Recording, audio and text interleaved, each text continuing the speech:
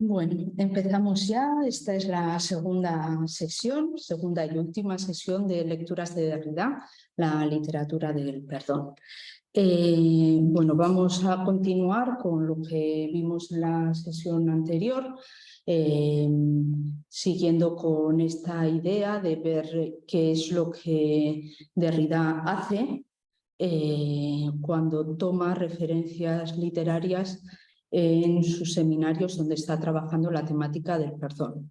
Y según lo que vimos en la sesión anterior, siguiendo como el acercamiento, la metodología que proponía, veíamos que Derrida hacía, digamos, tres cosas diferentes con los textos literarios.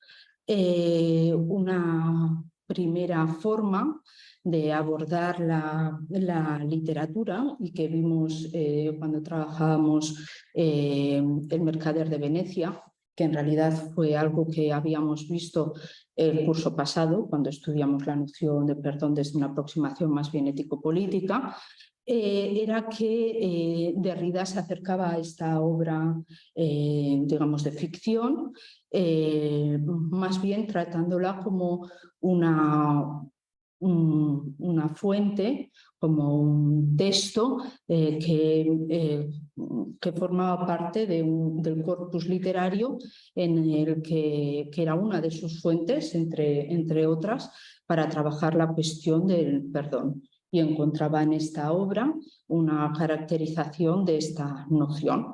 Y ahí lo que hacía, o sea, un poco como de resumen para retomar donde nos habíamos quedado, lo que veíamos es que ahí caracterizaba el perdón en la relación entre perdón y soberanía. Veíamos que lo que ocurría en esa obra teatral de Shakespeare, era que el perdón ocupaba un lugar que excedía a la relación contractual que se hacía por medio de un contrato. En ese caso era el contrato que un mercader firmaba con otra persona a la que le hacía un préstamo económico. Este mercader, que era un judío, no era capaz de perdonar, es decir, no era capaz de situarse en ese lugar donde la justicia se presentaba más justa, o sea, digamos como si en el marco del derecho, en el marco de la justicia, el perdón no tuviese lugar, y donde tuviese lugar era en ese lugar de fuera de la justicia, pero siendo capaz de ser más justo que la justicia, ¿no? El poder perdonar es poder ser más justo aún que la justicia. Entonces, eso que el judío no era capaz de dar, sí que era capaz de darla, digamos, el soberano, en ese caso el dux de Venecia, y era capaz de darlo, de conceder ese perdón, en principio de una manera generosa, ¿no? Como si fuese un verdadero don. Pero lo que Derrida analizaba, y por eso digo que este texto literario es para Derrida como el lugar de un registro, de una operación, de un mecanismo del perdón, era que hay ese perdón, en vez de ubicarse en ese lugar generoso, gracioso, en realidad obedecía a una lógica sublime, donde verdaderamente ese perdón no se daba generosamente, sino que reportaba algo. ¿Y qué era lo que reportaba? Lo que reportaba era una cierta jerarquía, ¿no? Una lógica según la cual, como decía esa frase que lo describe también, el perdón sienta al monarca en su trono mejor que una corona. De ese modo, Derrida, digamos que se servía del Mercader de Venecia para mostrar esta lógica sublime, y lo describía esta obra como un verdadero tratado teológico-político sobre el perdón. Una obra que entonces pertenecía al corpus literario al que Derrida acude, pero sin poner en un primer plano su carácter ficticio. Digamos, eso no es lo que a Derrida le interesa como de manera más preeminente cuando se acerca a este texto. Cosa que podría ser desde otra lectura mucho más minuciosa perfectamente descartable todo lo que estoy diciendo, porque por supuesto que hay giros en los que Derrida trata esta obra como por ejemplo obra teatral, ¿no? Y esta obra del perdón como como un teatro del perdón, una puesta en escena del perdón. Entonces, desde luego, me estoy saltando el giro esencial, que precisamente con lo que vamos a ver cómo sigue, esos diferentes, digamos, como usos que hace Derrida de la literatura para explicar esto del perdón, se va a ver que nunca Derrida va a tratar una obra de ficción como un puro texto que no pueda estar parasitado, que no pueda estar sujeto a aquello que pasa con la ficción, ¿no? Y eso es sobre todo lo que vamos a ver hoy, el carácter parasitario de la ficción. Bueno, como la segunda forma, el segundo como tratamiento de la literatura, cuando Derrida aborda en este seminario sobre el perjurio y el perdón, la literatura pasaba, según mi forma, principalmente así como, no sé, con un ánimo más pedagógico y simplificador de presentar las cosas, pasaba por la lectura que hacía de Abraham, del relato bíblico de Abraham, porque ahí sucedía algo muy importante en lo que se refiere a la relación entre literatura y perdón. Cuando Derrida lee el relato de Abraham, establece que hay un vínculo esencial entre literatura, secreto y perdón. Lo que hace Derrida es leer el relato bíblico de Abraham, ahí donde Dios solicita a Abraham que le entregue en sacrificio a su hijo Isaac, pero lee, digamos, en ese mismo casi linaje, lee dos textos más, dos textos que se ubican, como los dos textos que vamos también a leer hoy, en un lugar un poco paradójico que está como dentro y fuera a la vez de lo literario. Son textos que en principio no se clasificarían como directamente literarios, pero juegan con la ficción. La ficción está ahí como una posibilidad o incluso por momentos como escenas verdaderamente literarias, ¿no? Y eso es lo que pasaba con el principio de Temor y Temblor de Kierkegaard, cuando leía una especie de movimientos, de variaciones que hacía Kierkegaard sobre el motivo este del relato bíblico de Abraham, y cuando leía Carta al padre de Kafka, y se detenía sobre un pasaje particular.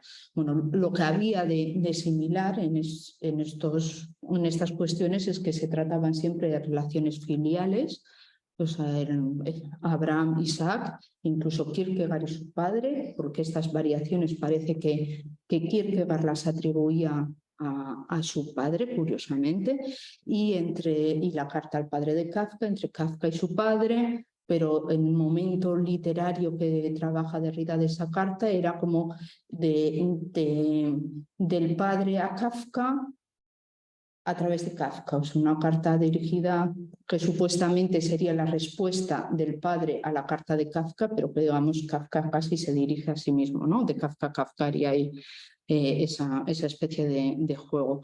Entonces, padres e hijos y sacrificio del hijo, y en el caso de Kafka como sacrificio al mundo y a sus convenciones, unas convenciones que pasarían por el matrimonio, por la familia, por el trabajo que Kafka se siente como incapaz de llevar, de tener, o por lo menos de poder hacer compatibles con la literatura. Entonces, en esta cuestión de Abraham, de Kierkegaard, de Kafka, había dos cuestiones que me habían interesado subrayar en lo que hace Derrida. Y la primera era que Derrida ubicaba en el corazón mismo de la literatura el secreto, ¿no? Decía que si la literatura se caracteriza por algo, y la literatura, digamos, no tiene esencia, no tiene ninguna naturaleza propia, entonces es difícil que por algo se caracterice, pero digamos, si algo tiene... si por algo, más que tener, yo diría, con un término que es más bien de Blanchot, si por algo vela, si algo guarda, si algo cuida, si de algo se ocupa la literatura, es de guardar el secreto. Eso es lo que haría la literatura. Más que tenerlo, sería casi como lo que acoge. Lo que acoge la literatura es el secreto. Y no el secreto más evidente, ¿no? Como cuando nos referíamos a Abraham, no solamente el secreto de mantener, de no decir, de no divulgar lo que ha pasado, que casi mata a su hijo, sino un secreto mucho más profundo, mucho más terrible, más infinito, y que es aquel que le une realmente a Dios. O sea, el haber obedecido ese mandato de Dios, ese mandato imposible, el haber obedecido al otro, ¿no? Y el haber atendido de manera incuestionable, de manera absoluta, a esa singularidad, el haber mantenido, sin haber querido romperlo, esa separación infinita que lo unía al otro y que les ponía al otro, siendo el otro el uno, en este caso sería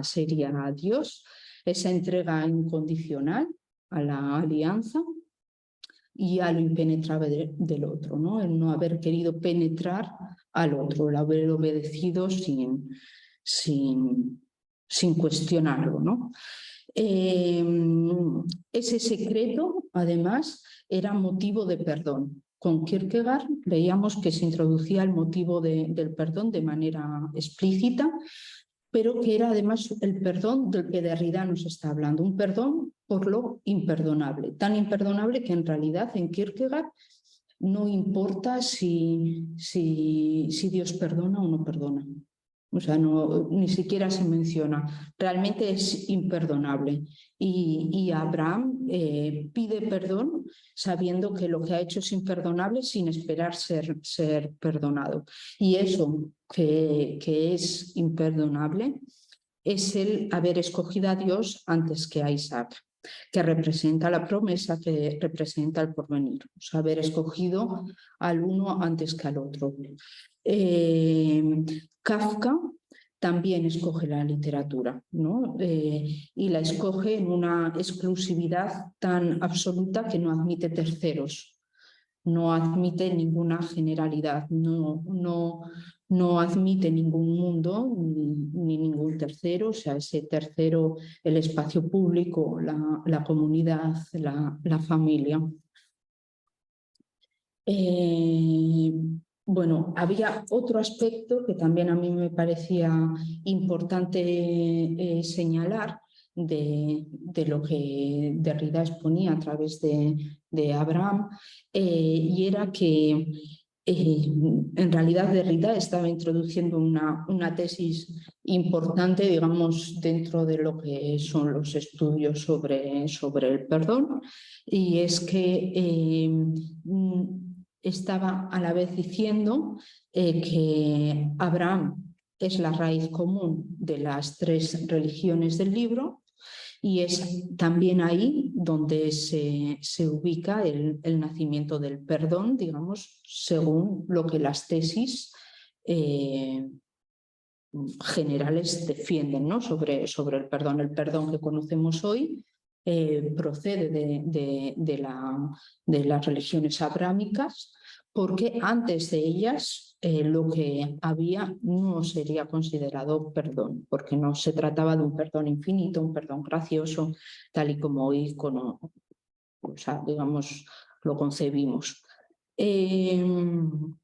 Entonces, en realidad, cuando Derrida está diciendo que está ubicando a Abraham en el nacimiento tanto de la literatura como del perdón, o sea, estaría como poniéndole a Abraham como fuente común tanto de la literatura como del perdón, en realidad a mí me parece que está poniendo un gran pero también.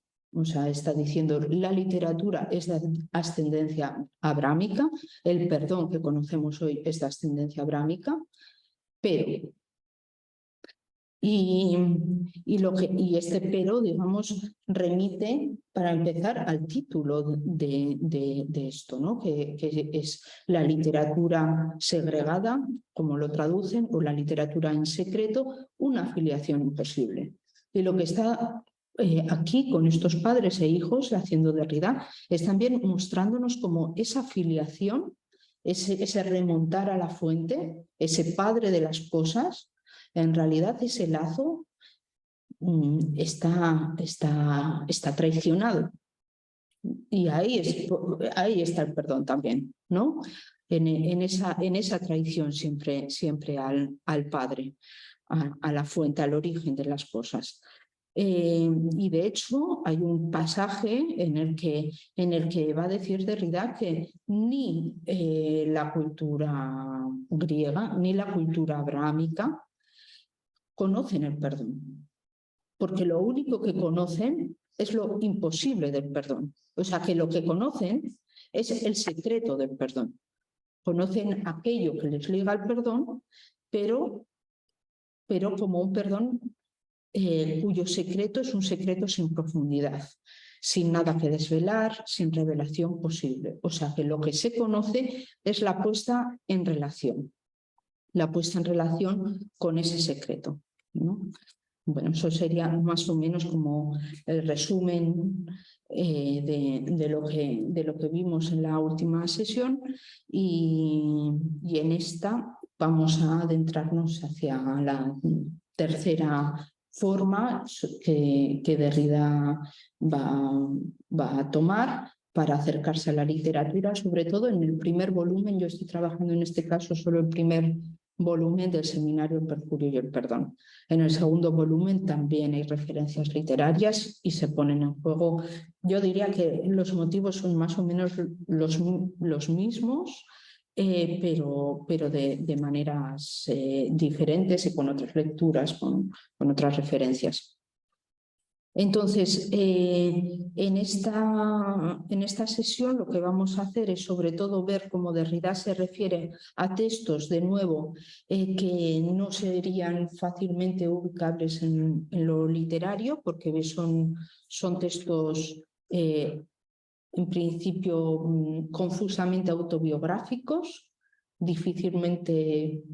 o sea, que en principio diríamos autobiográficos, pero que nos faltan las garantías para poder inscribirlos plenamente ahí, sin dudas, sin tener ninguna duda al respecto, y a textos también autobiográficos, pero que se dicen, digamos, que se inscriben dentro del género de las confesiones.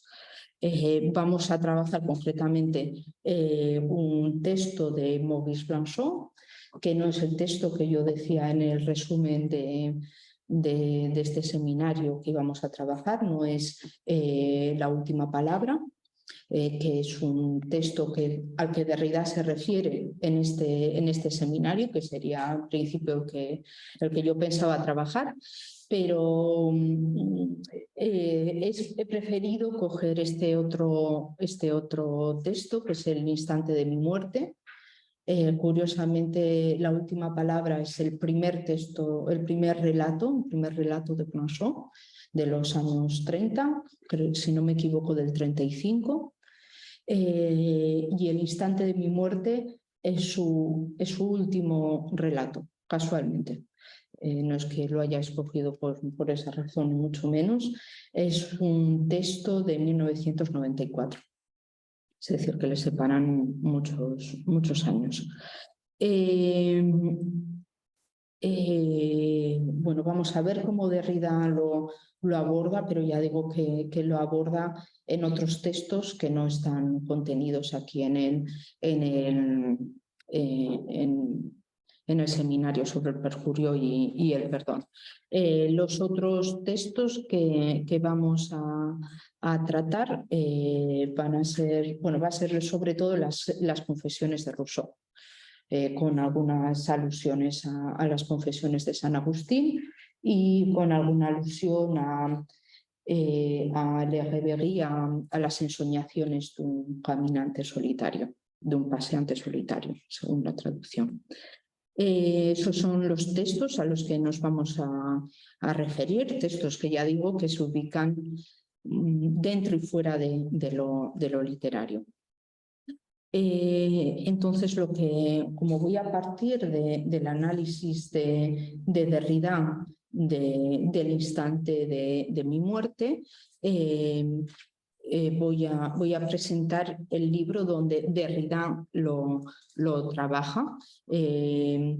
Es un libro que se titula De Mer, Maurice Blanchot, y que en principio fue una conferencia que Derrida pronunció en Lovaina en 1995, que después se publicó en las actas del coloquio en el 96 y que finalmente se publicó en el 98 con este título de Mer. Se publicó en el 98, es decir, que se publicó a la vez que Derrida estaba dando estos seminarios sobre el perdón, pero en el momento en que dio la conferencia, Derrida todavía no se había introducido en la temática del perdón, digamos, no la estaba en ese momento trabajando. Lo que estaba trabajando eran los motivos anteriores, ya os comenté como antes de trabajar la cuestión del perdón, Derrida había trabajado en la cuestión del secreto primero y después del testimonio. Pues en ese momento estaba trabajando la cuestión del testimonio, que es algo que está muy presente en este libro y que vamos a comentar ahora. Entonces, me parece que es un texto que en que en varios motivos nos va a servir muy bien como puente para el texto para el texto de Rousseau, que sí que ocupa varias sesiones del seminario sobre el perjurio y el perdón. Bueno, pues el texto que comenta aquí Derrida, El instante de mi muerte, es un relato muy, muy breve, brevísimo, de Blanchot, que Blanchot publica en el 94 y que Derrida lo va a comentar de manera muy, muy detallada en este texto, que se titula De Mer. Y de mer es una palabra que en francés es muy polisémica. O sea, de mer significa residencia, o sea, como una casa, una morada, pero también es un verbo de mer, como permanecer o residir. También hay una expresión que es à demeure, que significa de forma permanente, y otra expresión que es mise en demeure, que es un requerimiento, una petición. Y todo esto está continuamente entretejiéndose en el texto, esta cuestión de la demeure, de lo que mora y se demora, de lo que es requerido y de lo que es permanente. Bueno, en una pequeña cita que voy a leer vais a ver un poco cómo aparece. Bueno, aquello que mora y se demora en este relato, por lo menos una de las cosas, es el secreto, es el propio secreto de lo que aquí está pasando. Con Abraham veíamos que el secreto que le importaba a Derrida, como ya acabamos de decir, no es una información que quede oculta, sino algo que más bien se vincula al no saber, a un imposible saber, ¿no? que era eso de por qué Dios le estaba pidiendo algo tan imposible, ¿no? Y ese secreto no era algo que no se quería comunicar, que se podía pero no se quería comunicar, sino más bien algo que quedaba como fuera del régimen de la comunicabilidad, ¿no? Era como un secreto sin contenido, un secreto de no inconfesable. Entonces voy a abrir aquí así como un paréntesis, porque bueno, Derrida aquí da bastantes pistas antes de empezar a analizar el texto de Blanchot. Hay también en otros lugares donde se puede rastrear un poco qué es lo que hace Derrida con la cuestión del secreto. Y bueno, voy a abrir un paréntesis para dar como un par de pinceladas muy breves sobre esta cuestión del secreto. Derrida lo presenta de nuevo con una aporía. Y esta aporía lo que dice es: no hay secreto más que de lo inconfesable. Es decir, si un secreto se puede desvelar, o desde el momento en que toco el secreto desaparece. O sea que el secreto, para ser secreto, tiene que ser inconfesable. Esa sería como la aporía, y por lo tanto la pregunta sería cómo dar cuenta del secreto, cómo tocar el secreto sin destrozarlo, ¿no? sin desvelarlo.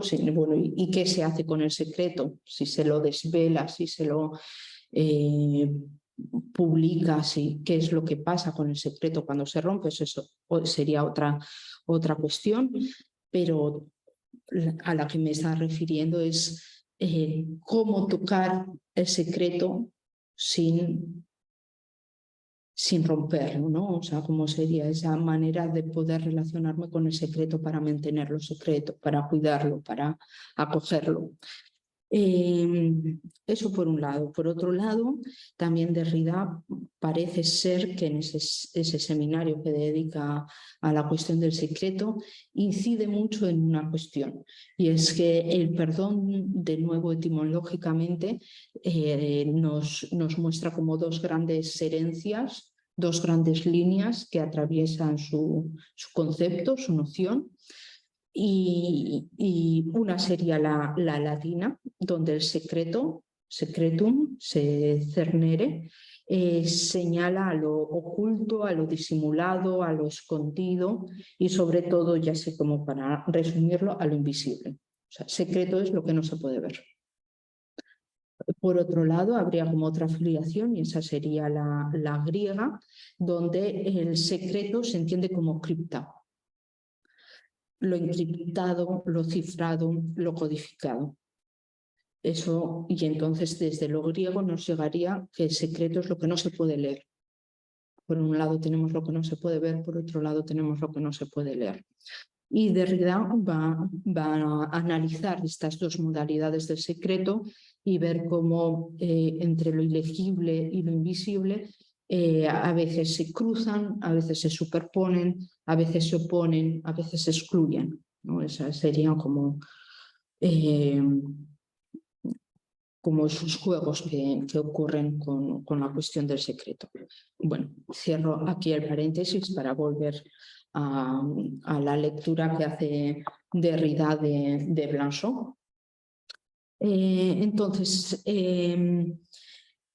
de nuevo, el libro de Blanchot lo que nos va a servir es para mostrar de qué manera la literatura es ese lugar privilegiado del secreto.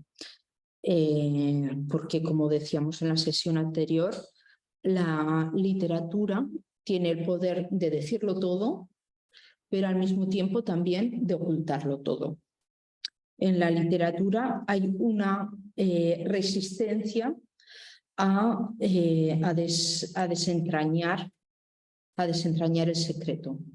Una resistencia que no es un no querer decir, sino también es imposible decirlo, y es un imposible decidirlo, es un imposible decidir si esto es literario o no. Pues hay un secreto que también va a tomar la forma de la indecidibilidad. no es posible decidir, no es posible realizar el corte entre lo que es literario y no literario.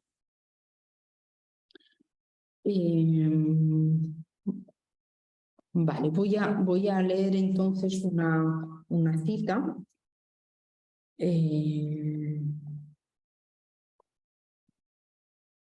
Bueno, voy a leer a Derrida, vamos, o sea, voy a citar a Derrida, del libro de Mer, la página 29 no está traducida, así que voy a traducirlo sobre la marcha. Dice, no hay esencia ni sustancia de la literatura. La literatura no existe.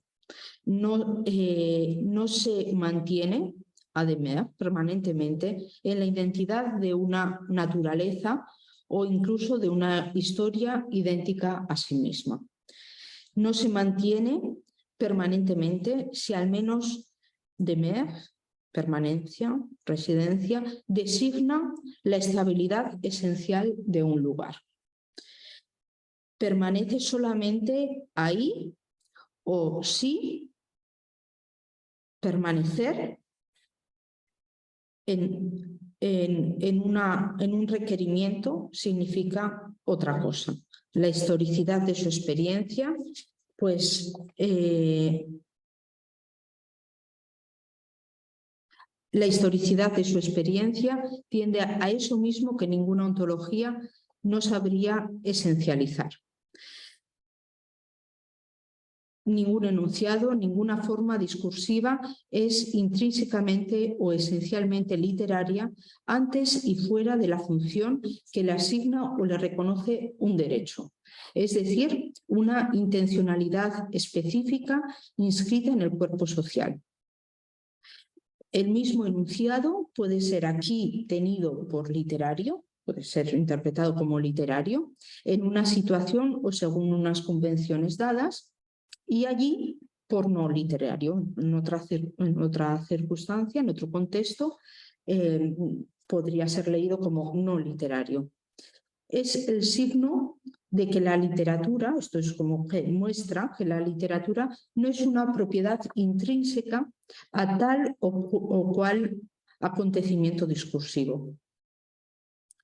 Ahí donde parece incluso residir, la literatura tiene una función inestable y depende de un estatuto jurídico precario. Su pasión consiste en que reciben su determinación de otra cosa diferente a ella misma.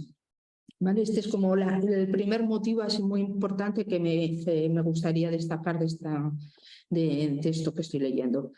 Su pasión consiste en que recibe su determinación de algo diferente a ello mismo. O sea, tiene que ser como un contexto, otro texto, algo lo que le determine como literario.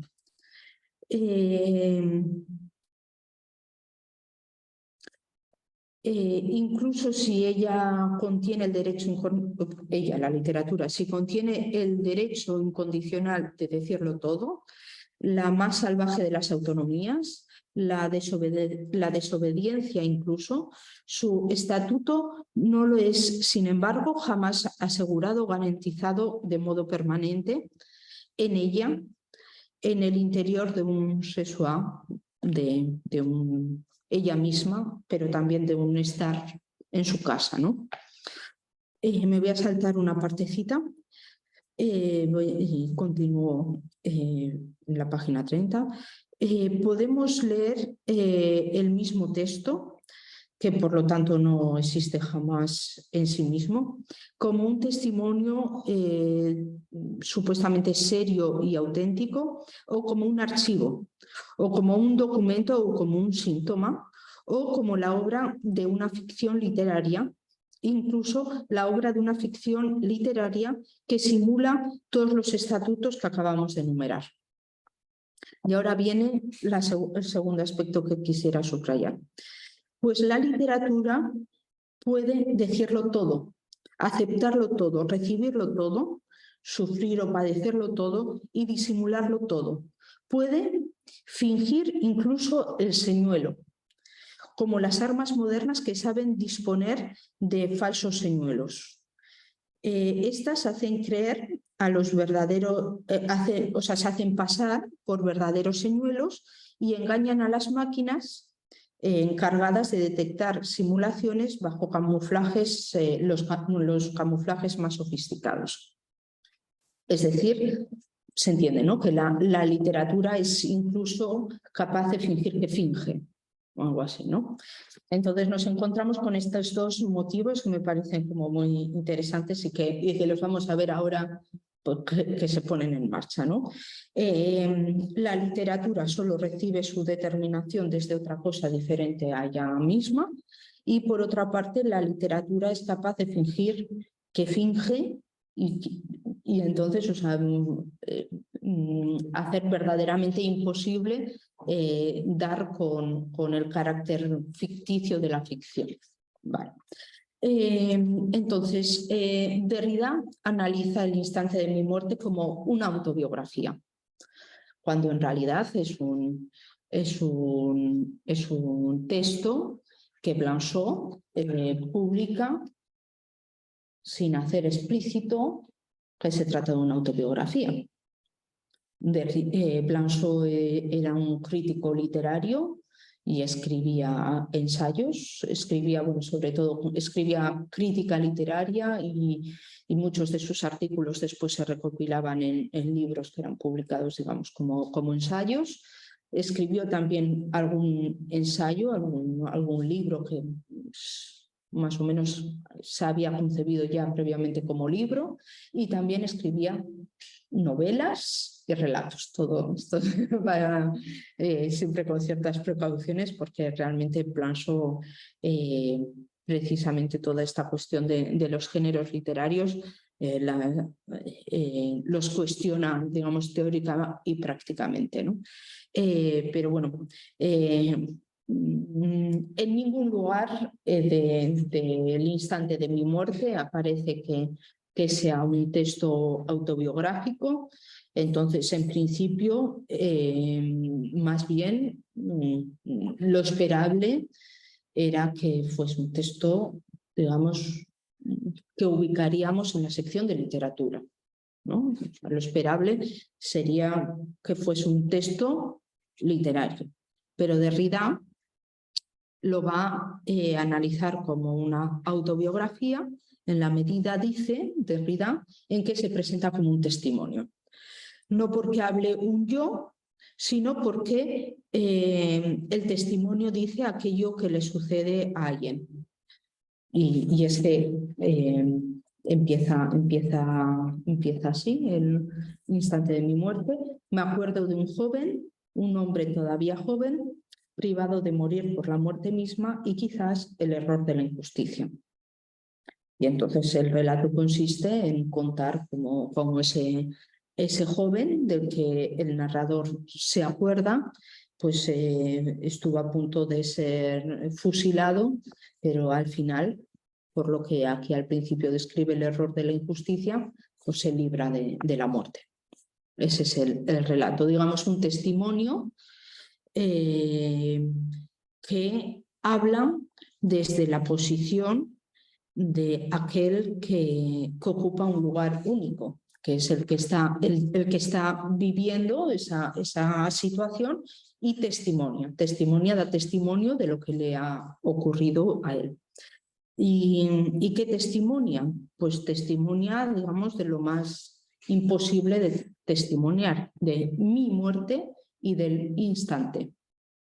Precisamente, digamos, el tema, que Derrida también lo va a abordar aquí, pero es lo que menos nos interesa, pero bueno, para dar cuenta de lo imposible de lo que se propone testimoniar, digamos, la muerte sería esa experiencia imposible. No hay un yo que pueda dar cuenta de esa experiencia. Si estoy muerto, no puedo contar eso que me está sucediendo. La muerte sería el límite evidente a toda capacidad de testimonio.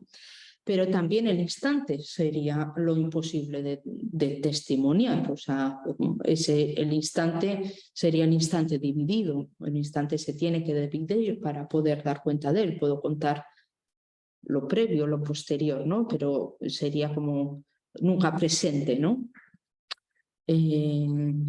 De hecho, Derrida, o sea, Blanchot acaba el relato diciendo mi muerte desde entonces siempre pendiente, ¿no? Y precisamente todo el relato juega con la imposibilidad de narrar ese instante, porque lo que pasa es que se mora y se demora, y por lo tanto de dar cuenta de esa imposibilidad de la narración.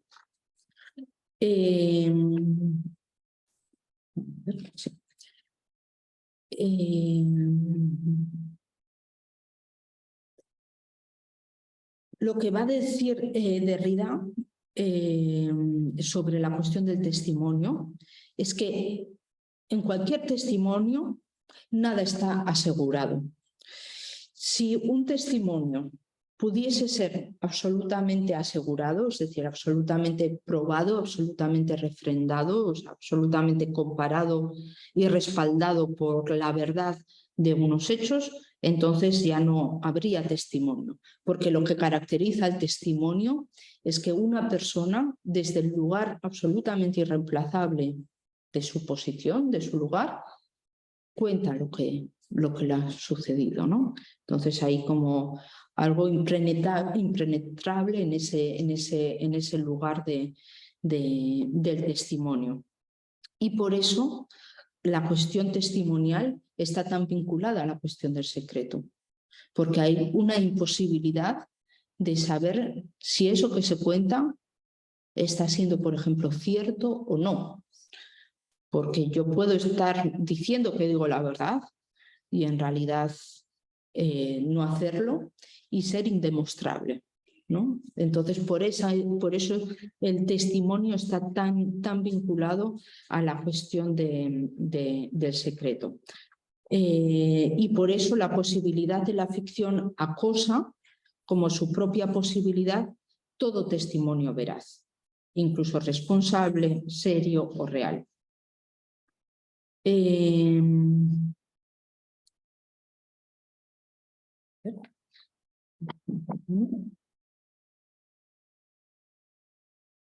Sí, bueno, hay una pequeña cita en De Meer, en la página 31, en la que dice, bueno, brevemente, ¿no? Para que tengáis también como las palabras exactas de Derrida, aunque bueno, están pasando como por mi traducción improvisada. Para ser testimonio, todo testimonio debe entonces dejarse acosar, debe dejarse parasitar, y me gusta que aparezca este término porque era el término que precisamente Kafka ponía en boca de su padre para describir la literatura. La literatura se vuelve parasitaria, es lo que parasita, ese es su carácter, ¿no? Entonces debe dejarse parasitar. Todo testimonio debe dejarse parasitar por aquello que excluye en su fuero interior la posibilidad, al menos, de la literatura. Este es el límite indecidible en el que nosotros vamos a tratar de demeurer, ¿no? De permanecer. Este límite es a la vez una oportunidad y una amenaza. El recurso a la vez del testimonio y de la ficción literaria, del derecho y del no derecho, de la verdad y de la no verdad, de la veracidad y de la mentira, de la fidelidad y del perjurio. Entonces, aquí en realidad, claro, en el testimonio la cuestión del perjurio está constantemente presente y va a aparecer en la cuestión del perdón. O sea, esto para ver cómo en realidad toda la cuestión de secreto, testimonio, perdón está totalmente relacionada y va llevando de una a otra. Entonces, bueno, Derrida, sobre todo en De Meer, aquí va a estar analizando y problematizando las oposiciones entre lo real y lo irreal, entre lo actual y lo virtual y entre lo efectivo y lo ficticio. Son como constantemente las oposiciones que va a estar trabajando y trabajando desde una necesidad espectral que hace que esas divisiones no se den nunca de modo tan seguro. Y precisamente el texto de Blanchot le va a servir para mostrar lo indecidible y lo inverificable de lo que ocurre entre una ficción literaria y un testimonio autobiográfico, ¿no? Como la continua parasitación y dificultad para ubicarlos a cada uno en su lugar, ¿no? Un equilibrio muy inestable que un pequeño gesto de Derrida quizá traiciona, quizá es un desliz o quizá no lo es. Pero Derrida, en un momento dado de Demers, introduce otro documento, una carta que Blanchot le envió. Yo creo que seguramente Blanchot le envió esa carta al mismo tiempo que le enviaba el ejemplar del instante de mi muerte. Y entonces en esta carta que Derrida afirma: esta carta no pertenece a lo que se llama literatura, dice eso en Demers. Derrida señala que sería, dice lo que dice la carta, ¿no? Y lo que dice la carta es 20 de julio, hace 50 años de que casi me fusilan. Eso firmado Blanchot, ¿no? Entonces, esta carta, y esto sí que más o menos lo dice textualmente si no me equivoco, dice: esta carta no pertenece a lo que se llama literatura. Entonces, Derrida estaría, por un lado, como haciendo eso que decíamos cuando citábamos esa cita larga, diciendo: tiene que haber otro documento que le da como el estatus a aquel, ¿no? Entonces, digamos, se está Derrida apoyando en esta carta para determinar el estatus no ficticio. Pues lo que ocurre es que parecería que este documento, esta carta, este archivo, sería una prueba material que vendría a comprobar desde el exterior la realidad de que esto que está contándonos Blanchot tendría un carácter autobiográfico exento de ficción, ¿no? Pero lo que ocurre es que el biógrafo de Blanchot, de Maurice Blanchot, va a probar, haciendo sus investigaciones, que el 20 de julio no pudo ser cuando Blanchot casi le fusilan, porque pues por informaciones que tiene se ve que no, que en esa época, en esos días no estaba esa armada allí, tal cual, ¿no? De modo que lo que tendríamos que concluir con Derrida es que esa carta que Derrida recibió no está al abrigo de lo falso, de lo ficticio, del simulacro, o por lo menos no lo está menos que ese relato supuestamente no ficticio. No se sabe muy bien dónde acaba y dónde empieza la ficción. Bueno, no es que sea yo la que he descubierto todo esto. Hay una especialista en Derrida canadiense, Ginette Michaud, que trabaja toda esta cuestión, trabaja también la cuestión de la carta y de la fecha, pero en realidad el texto de Blanchot está lleno de esos deslices, y que precisamente son deslices o desfases por lo menos desfases de fechas.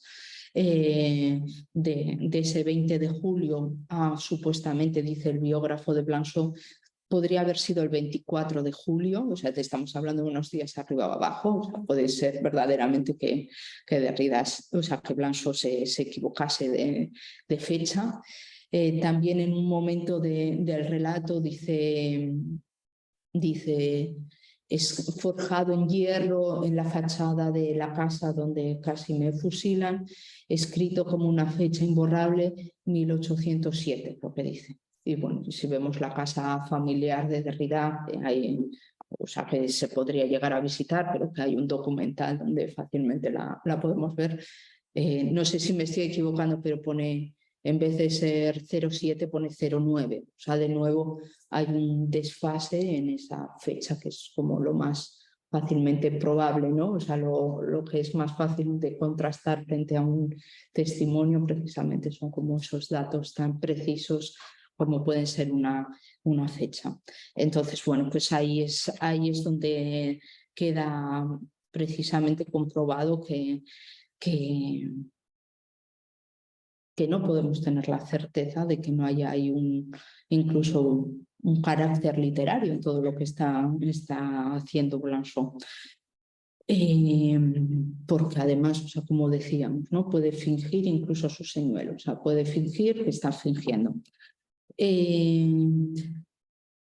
Por lo tanto, lo que puede pasar es que la literatura puede servir de testimonio absolutamente real, y eso es lo que pasa cuando, por ejemplo, hay una censura, ¿no? En épocas de censura, la literatura ha servido como archivo para testimonios reales y para dejar archivo de testimonios reales, porque era un espacio, digamos, protegido, que podía hacerse pasar por algo de ficción, y en realidad, pudiéndose pensar que era ficción, podía ahí quedar registro de testimonios reales que de otro modo no podían quedar archivados, pero al mismo tiempo también la posibilidad de, haciéndose pasar por algo que no es ficticio, introducir la ficción.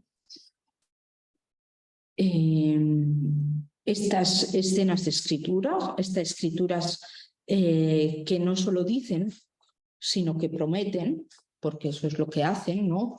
Un testimonio siempre promete decir la verdad, y la literatura promete no decir si dice o no la verdad, implican eso que denominábamos la razón para todo perdón, una posición previa e inevitable desde el momento mismo en que se empieza a hablar, la posibilidad de un perjurio, de un prometer, y por lo tanto de exponernos a no poder mantener la promesa, porque prometer siempre implica eso.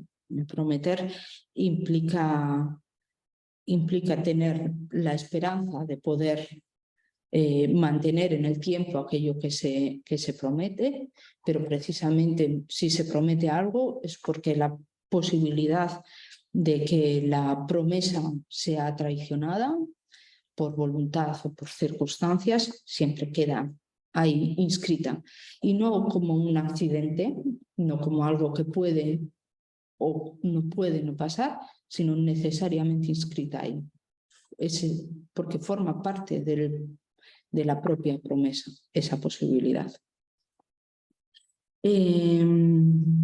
Bueno, vamos a pasar entonces a Rousseau y a sus confesiones, y dentro de sus confesiones yo voy o sea, dentro del trabajo que hace Derrida sobre las confesiones de Rousseau, yo me voy a detener en tres lugares. Derrida dedica muchas sesiones de seminario en realidad a trabajar a Rousseau, dedica enteramente las dos últimas sesiones, la 9ª y la 10ª, pero previamente ya había introducido esa temática sobre Rousseau y sobre el análisis que hace Paul de Man de Rousseau, o sea que ya venía adelantado, es como una de las cuestiones que a Derrida le interesa mucho trabajar cuando aborda esta cuestión del perdón.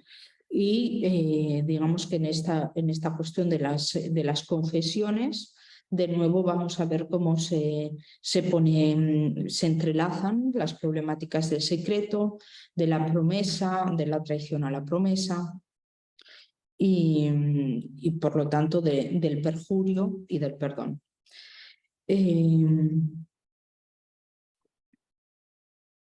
Vale, bueno, pues el primer motivo que vamos a ver, la primera cosa, que de hecho es de las primeras cosas en las que Derrida se detiene cuando empieza a desarrollar esta cuestión de esta escritura de las confesiones de Rousseau, es que bueno, las primeras confesiones, digamos, ahí donde se inaugura el género literario, bueno, aunque tampoco podría considerarse del todo literario, pero bueno, las confesiones como género se inician con San Agustín, ¿no? Y lo que Derrida va a descubrir, va a ser casi como un descubrimiento que hace, es que casualmente tanto San Agustín como Rousseau van a inscribir en sus confesiones el mismo motivo que da pie a estas confesiones. En el libro segundo de las confesiones de San Agustín confiesa el hurto de unas peras. Roba unas peras y se siente muy culpable, tan culpable que tenía ya 16 años, tan culpable de ese robo, que dice que es uno de los motivos que le llevan a escribir las confesiones, ¿no? Y escribe las confesiones, ¿para qué? Pues para pedir, para acusarse, para autoacusarse y pedir perdón. Aunque la palabra perdón no aparece en las confesiones de San Agustín, pero bueno, vemos que el mecanismo es ese. Pues lo que va a descubrir Derrida es que en el libro 2 de las confesiones de Rousseau, Rousseau va a escribir como motivo para sus confesiones un hurto cometido a los 16 años. Entonces, claro, gran descubrimiento de Derrida. Claro, lo que dice es cómo podríamos descartar que en realidad Rousseau no esté a través de esto queriendo inscribirse en un género, en una genealogía, y de algún modo reproducir ese lugar de acontecimiento traumático textual que inscribe por primera vez San Agustín cuando en sus confesiones inicia ese género diciendo e inscribiendo en el texto ese suceso. Está Rousseau, digamos, reproduciendo ese acontecimiento textual, pues eso es secreto, ¿no? Eso es lo indecidible. Pero es eso lo que pasa, como si Rousseau hubiese inventado ese pasaje para inscribirse en ese linaje. Y como si verdaderamente el texto también estuviese como traumatizado, ¿no? O sea, como si el texto ya hubiese inscrito ahí un trauma que pudiese ser reproducible. No ya el referente a lo que hace referencia el texto, que es el robo, sino ya el propio texto, ¿no? Y como si iniciase ahí una máquina a partir del propio texto. El texto que estamos comentando bueno, es que no lo he dicho. Lo que estoy comentando aparece en la sesión 9 y 10 del seminario El perjurio y el perdón, pero Derrida también lo va a publicar con variaciones bastante importantes, pero digamos que las ideas principales, por ejemplo, esto que estoy contando es prácticamente textual, en otro libro que se llama Papel Máquina, y que precisamente esta parte se llama la máquina de escribir, la cinta de escribir. Entonces, bueno, pues esta cuestión de la máquina, de lo maquinal, en un doble sentido, pues, de lo maquínico, en el sentido de lo automático, de lo que funciona solo, digamos, de lo que ya ha quedado inscrito en el texto y ya no es la vivencia de un sujeto, sino el propio texto traumatizado, ¿no? Es el lugar del trauma inscrito ahí, sino también de la maquinación, ¿no? De Rousseau maquinando y diciendo, voy a referirme a esto para que a partir de entonces ya se me ubique en este linaje de las confesiones. Entonces, como esta parte es muy brillante de la escritura de Derrida, voy a leerlo y así vamos a poder ver cómo exactamente lo describe Derrida.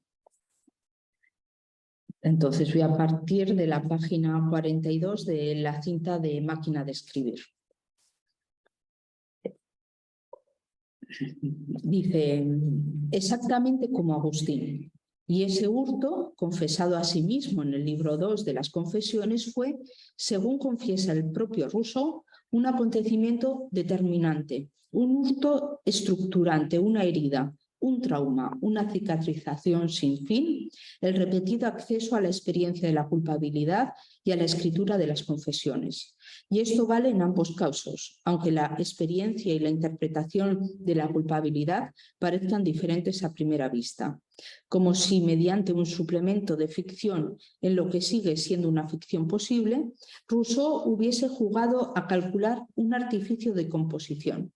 Habría inventado una intriga, un nudo narrativo, como para anudar una cinta alrededor de una cesta de peras. Pues una cinta, la cinta va a ser lo que roba Rousseau alrededor de una cesta de peras, que es lo que roba San Agustín. Esta intriga fabulosa no habría sido sino una estratagema, la mécane de una dramaturgia destinada a inscribirse en el archivo de un nuevo género casi literario, la historia de las confesiones titulada Confesiones. Otras tantas historias autobiográficas inauguradas con un hurto. Y cada vez se trata del hurto paradigmático y paradisíaco de un fruto prohibido, un goce proscrito. Las confesiones de Agustín se escribieron antes de la institución del procedimiento católico de la confesión. Las de Rousseau, el protestante converso, después de dicha institución y por lo demás después de abjurar Jean-Jacques de su calvinismo, como si para él se tratase de situarse en esa gran historia genealógica de las confesiones tituladas Confesiones, árbol genealógico de un linaje más o menos literario que comenzaría con el hurto, cada vez en un árbol portador, en sentido literal o en sentido figurado, de algún fruto prohibido. Un árbol con hojas o un árbol sin hoja, que produjo tantas hojas de papel manuscrito y de papel máquina. Rousseau habría grabado allí su nombre en la economía archivadora de un palimpsesto, con unas casi citas tomadas del espesor palincestuoso y leñoso de una memoria casi literaria, un linaje clandestino o encriptado. He aquí tal vez una criptografía testamentaria de la narración confesional, el secreto de una autobiografía compartida entre Agustín y Rousseau, el simulacro de una ficción precisamente allí donde ambos, tanto Agustín como Rousseau, aspiran a la verdad, a una veracidad del testimonio que jamás cedería a la mentira literaria. Aunque la ficción no sea una mentira para Rousseau, explica esto con acribia en todos sus refinados discursos sobre la mentira, sobre todo en el cuarto paseo, precisamente allí donde confía una vez más al papel la historia de la cinta. Bueno,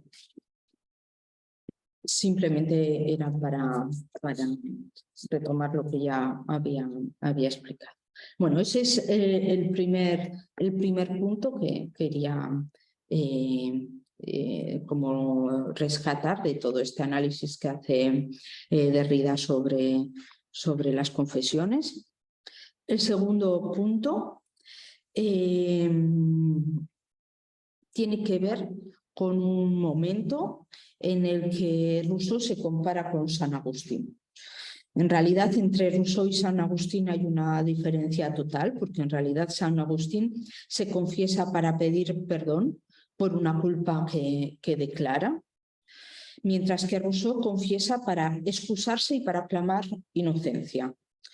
Él, ya sabéis, él se siente como víctima de un complot universal y cuando confiesa la culpa por algo, vamos a leer algún parte de Rousseau, cuando confiesa la culpa de algo, en realidad está como inmediatamente poniendo en marcha un dispositivo por el cual inmediatamente se excusa. O sea, pide perdón y al mismo tiempo se excusa. Bueno, de hecho es que él no pide perdón. Él dice, je m'excuse, o sea, es una fórmula que Derrida dice que es muy descortés, pero que en francés se utiliza, ¿no? Como algo así como en vez de presentar disculpas, lo que haces es decir me excuso, ¿no? Y como por adelantado ya te excusas a ti mismo al mismo tiempo que presentas tus excusas. Presentando tus excusas, te excusas. Y eso es como el mecanismo constante que pone Rousseau en marcha. Y esto tiene que ver con este segundo punto, con ese mecanismo textual, o sea, porque lo que me parece súper interesante de esta lectura que hace Derrida de Rousseau es que aquí toda la cuestión del perdón pasa al texto.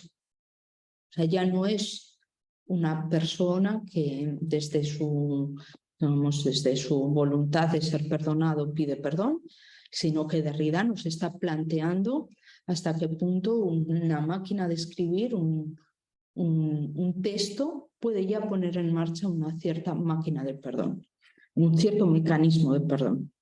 Y aquí en Rousseau, en esto que vamos ahora a ver y a leer, va a poner en marcha una cuestión temporal por la que dice tarde o temprano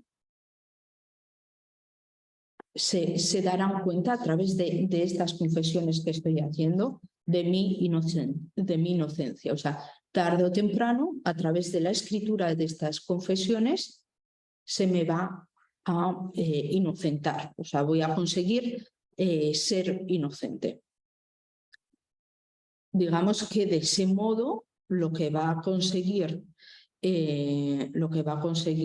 Rousseau es poner en marcha una máquina de perdón dada al porvenir, abierta al porvenir.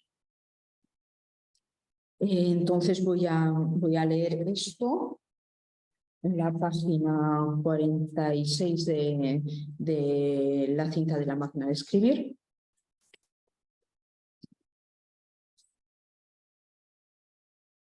Entonces, primero voy a leer a Rousseau.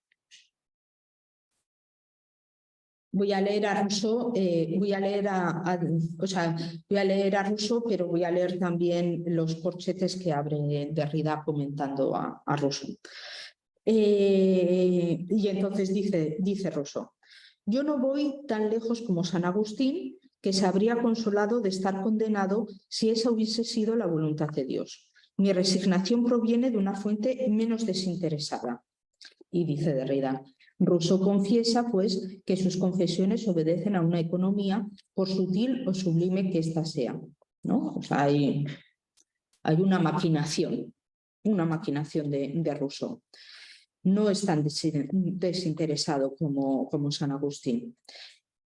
Y sigue Rousseau: bien es verdad, pero no menos pura y más digna para mí del ser perfecto que adoro. Dios es justo, quiere que yo sufra y sabe que soy inocente, dice Derrida. Esto es lo que nos arrastra hasta las antípodas de San Agustín, cuyas confesiones están hechas en principio para pedir perdón por una culpa confesada. Dios sabe que soy un pecador, mientras que Rousseau no confiesa nada, sino es para excusarse a sí mismo y clamar su inocencia radical. Y esto marca ya, por lo menos a primera vista, la diferencia entre el hurto de las peras de San Agustín y el hurto de la cinta de Rousseau. Sigue ahora Rousseau: ese es el motivo de mi confianza, mi corazón y mi razón me gritan que aquella no me engañará. Dejemos, pues, hacer a los hombres y al destino. Aprendamos a sufrir sin rechistar. Al final, todo debe entrar en orden y, tarde o temprano, me tocará a mí. Entonces, esta cuestión de la máquina, en realidad, en el seminario, está pensada en relación con el perdón. Y precisamente como las preguntas que suscita sería algo así como: ¿no debería escapar el perdón a toda máquina? No solo a toda maquinación, ¿no? a toda doble intención, a todo cálculo utilitarista, sino también a todo dispositivo que implique un programa, una repetición, una estandarización, un ritual. No debe el perdón ser sincero, absolutamente único, absolutamente irrepetible. ¿Es esto posible? ¿No? Eso es como el lugar, la cuestión, ¿no? que está aquí planteando Derrida. Bueno, lo dejo ahí para pasar al tercer motivo de esta lectura de Derrida sobre Rousseau. Entonces, ¿qué es lo que hace Rousseau? ¿Qué roba? ¿Qué roba? Pues Rousseau va a robar una cinta de pelo, una cosa sin ningún valor, sin ninguna importancia, pero a diferencia de San Agustín, en realidad esta cuestión del robo es mucho más grave, porque no se trata del simple hurto de una cinta, sino que lo que hace Rousseau es acusar a otra persona, a una chica inocente, de haber sido ella quien ha robado eso. O sea, que en realidad Rousseau sí que comete, digamos, algo que es bastante más grave. A ver. Pero, como decíamos, Rousseau nos acusa sin excusarse al mismo tiempo. Entonces, para que veáis cómo lo hace, voy a leer la parte que va después a haber confesado, ¿no? que ese hurto. Entonces dice Rousseau: yo apenas había salido de la infancia, o más bien aún estaba en ella, ¿no? En ese momento del hurto, que en realidad tenía 16 años. En la juventud, las verdaderas maldades son más criminales todavía que en la edad madura. Parece que se está acusando y dando como una razón suplementaria de la gravedad del hecho, ¿no? O sea, las verdaderas maldades en la juventud son más criminales que en la edad madura. Más Lo que solo es debilidad lo es mucho menos, y mi falta en el fondo apenas era otra cosa. Por eso su recuerdo me entristece menos por el mal en sí mismo que por el que hubo de causar. Me ha hecho incluso el bien de inmunizarme para el resto de mi vida de todo acto tendente al crimen, por terrible impresión que me quedó del único que jamás he cometido. Y creo sentir que mi aversión a la mentira me viene en gran parte del pesar de haber podido decir una tan malvada. Si es un crimen que puede expiarse, como me atrevo a pensarlo, ya debe haberlo sido por tantas desgracias que han abrumado el final de mi vida, por 40 años de rectitud y de honor en unas circunstancias difíciles, y la pobre Marion, que es a la chica a la que acusa de haber robado la cinta, encuentra tantos vengadores en este mundo que, por grande que haya sido mi agravio hacia ella, temo bien poco llevarme esta culpa conmigo. Esto es lo que yo tenía que decir sobre este punto. Que se me permita no volver a hablar de ello nunca más. Que se me permita no volver a hablar nunca de ello. Y ahí cierra el asunto. O sea, como veis, en realidad dice, bueno, en realidad yo tendría mucha culpa sobre esto, pero después ya he sufrido tanto y ya en realidad ya he tenido que, ya se me tendría que exculpar por todo lo que he sufrido después, ¿no? Bueno, ¿qué es lo que leemos aquí? Justo al final dice, bueno, estoy confesando todo esto, pero ya está, ya lo he contado, que se me permita no volver a hablar nunca de ello. Bueno, pues la última cuestión ya sobre la que nos vamos a detener es la lectura que hace Derrida de la interpretación de Paul de Man sobre precisamente lo que acaba de prometer o de afirmar aquí Rousseau, que no va a volver a hablar de este tema y que esta va a ser su última palabra. Bueno, pues Paul de Man lo que va a hacer es ver cómo en realidad estas que prometían ser las últimas palabras sobre este suceso no van a ser las últimas, sino las penúltimas. Porque en las ensoñaciones de un caminante solitario, creo que se traduce así, en el libro cuarto va a volver sobre esto. Entonces, en realidad no va a ser la última vez que cuente esto. Y entonces la pregunta de Paul de Man va a ser, ¿por qué retrocede? ¿Por qué este momento en el que dice que nunca más va a volver a hablar de ello? ¿Por qué fracasa? ¿Por qué no se sella aquí esta cuestión? Y entonces Paul de Man es un teórico de la literatura de origen belga, pero que muy joven se fue a Estados Unidos y creo que en Yale, si no me equivoco, hizo carrera y fue muy importante para la introducción de la deconstrucción en Estados Unidos. Y de hecho fue una persona que invitó en muchas ocasiones a Derrida. Derrida desde los años 60 estuvo impartiendo seminarios en Estados Unidos. Su obra tuvo una acogida enorme y muy buena en Estados Unidos, muchísimo más de lo que la tuvo en Francia o en general en Europa. Y la tuvo donde la sigue teniendo, en los departamentos de literatura comparada fundamentalmente. O sea, no tanto en filosofía como en los departamentos de literatura comparada, que son departamentos en realidad muy abiertos, muy amplios, ¿no? No tienen como una vertiente solamente como filológica, sino mucho más amplia de cultural studies y mucho más, más abierta y donde la deconstrucción realmente se estudia y ha dejado su huella.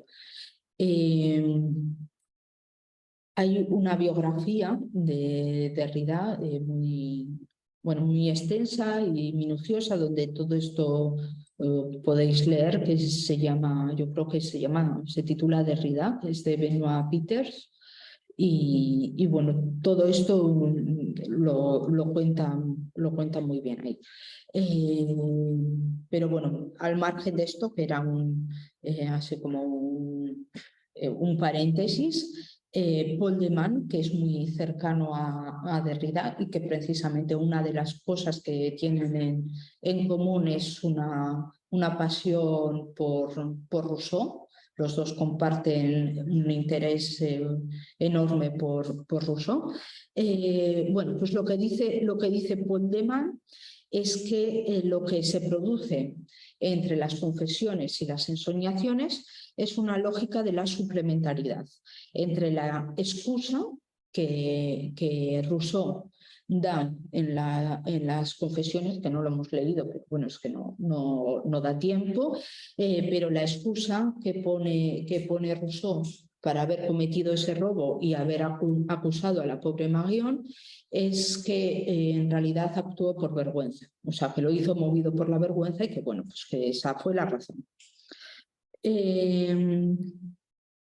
Y lo que dice Paul de Man es que en las confesiones Rousseau confiesa esto, pone una excusa y al excusarse, lejos de conducir a lo sin culpa, lejos de borrar la culpa, al excusarse y al inscribir en el texto este suceso, de algún modo esa culpa se acrecenta y cuanto más excusa, más culpable se vuelve.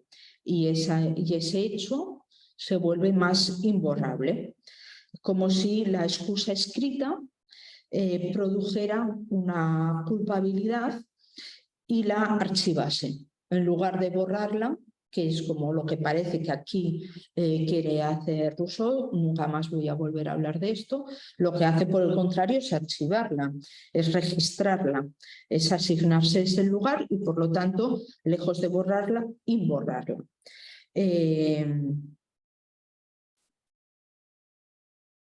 Entonces, lo que ocurriría entre las confesiones y las ensoñaciones es que, mientras que en las confesiones, al confesar eso que está, lo que sucedió, digamos, el objeto que está contando cuando está confesando ese suceso, el objeto de la escritura es el hurto, es la cinta, digamos, es algo que pasa fuera del acto de escribir, hay un referente. Cuando pasa las ensoñaciones, ese objeto ya no es la cinta, ya no es el hurto, no es aquello que queda fuera de la escritura, sino que el objeto ahora es la cosa escrita, es aquello que se escribió en las confesiones. O sea, ya no es la cosa escrita, sino la escritura de la cosa, lo que nos encontramos en esta segunda, digamos, referencia a este hecho del robo de la cinta. Como si se reimprimiese, como si se reescribiese, pero voy a ser ya muy breve. Os remito al texto para que podáis leerlo y contrastar todo lo que estoy diciendo, porque en realidad lo que estoy haciendo ahora, lo que me queda por hacer es tratar simplemente como de resumirlo y de parafrasearlo. Lo que va a decir Derrida es que él no está de acuerdo con este análisis de Paul de Man, porque lo que está haciendo Paul de Man es decir que en las confesiones habría algo así como una forma constatativa, ¿no? Descriptiva de narrar algo. O sea, digamos, como ahí Rousseau lo que quiere es narrar objetivamente, presentar ese hurto, ¿no? Declarar una verdad. Y en eso consistiría la confesión para Poeldeman. Confesar, digamos, pasaría por ese momento epistemológico por el que se revela una verdad y nos referimos a unos hechos. Mientras que en el segundo caso de las ensoñaciones nos pasaríamos ya a un carácter no constatativo, sino performativo. Ya no solamente diríamos lo que hay, sino que haríamos algo. ¿Y qué es lo que haríamos? Excusarnos. Porque excusarse, perdonar, no es dar una información, es hacer algo a través de las palabras, ¿no? Cuando yo digo te perdono, estoy haciendo lo que digo, ¿no?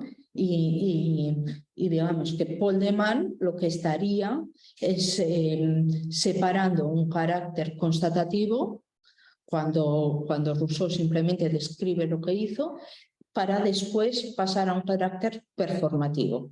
Entonces habría un carácter que sería el de la confesión, que sería constatativo, y un carácter que sería el de la excusa, que sería apologético y que sería performativo. Lo que va a decir Derrida es que esta separación no está tan clara. Y va a decir que, como no, el modo confesional no va a tener inscrito un carácter apologético, ¿no? Porque toda confesión, y eso es lo que en resumen vamos a acabar por decir, toda confesión comienza por pedir excusas, por pedir perdón. Entonces, lejos de poder separar estos dos caracteres de confesión y de excusa, carácter constatativo, carácter performativo, lo que va a decir Derrida es que toda confesión comienza por pedir excusas, por pedir perdón. Entonces vamos a acabar leyendo a Derrida, que explica bien esto que acabo de mencionar. Vale.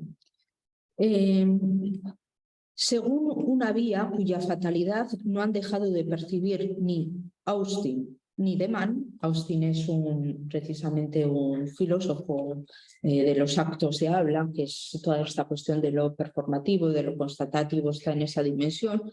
Entonces dice, ni siquiera ni Austin ni de Mann, no es que no sepan esto que voy a decir a continuación, los dos saben esto, ¿no? Que todo constatativo se enraiza en la presuposición de un realizativo, en vez de, la traducción aquí dice realizativo en vez de performativo, pero es una cuestión de traducción. O sea que cuando esté yo aquí leyendo realizativo podéis pensar en performativo y sería lo mismo, ¿no? Entonces, que todo constatativo se enraiza en la presuposición de un realizativo por lo menos implícito.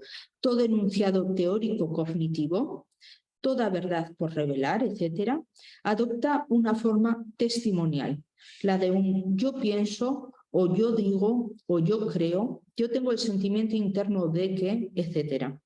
Yo conservo una relación conmigo mismo a la que tú no accedes jamás directamente y por la cual debes creerme bajo palabra. ¿Verdad? Esto recuerda a la cuestión de Abraham, que debe creer bajo palabra, porque hay algo absolutamente impenetrable, ¿no? Yo conservo una relación conmigo mismo a la que tú no accedes jamás inmediatamente y por la cual debes creerme bajo palabra. Desde ese momento puedo mentir y dar un falso testimonio, allí precisamente donde te digo, te hablo, yo a ti, te pongo como testigo, te prometo o te confieso, te digo la verdad. Debido a esa forma general y radical de la testimonialidad, allí donde alguien habla, el falso testimonio siempre será posible, así como el equívoco entre estos dos órdenes. Jamás se podrá, por lo demás, demostrar, jamás se podrá aportar la prueba propiamente teórica de que alguien ha mentido, es decir, de que no creía de buena fe lo que decía. El mentiroso puede alegar siempre sin ningún riesgo de que se le desmienta, que iba de buena fe cuando hablaba, aunque fuese para decir lo no verdadero. La mentira permanecerá siempre improbable, en el sentido de no probable, o sea, de no poder probarse, incluso allí donde uno está de otro modo seguro de ella. Al dirigirme al otro, siempre he de solicitar la fe o la confianza, rogar que se me crea bajo palabra allí donde el equívoco es imborrable y el perjurio siempre posible, precisamente inverificable. Esa necesidad no es otra que la soledad, la singularidad, la inaccesibilidad del en cuanto a mí, la imposibilidad de tener una intuición originaria e interior de la experiencia propia de otro ego, del alter ego. Esta misma necesidad es necesariamente experimentada desde ambos lados de la interpelación o de la destinación, del lado del remitente y del destinatario, como el lugar de una violencia y de un abuso siempre posibles y para los cuales la confesión apologética ya está en marcha.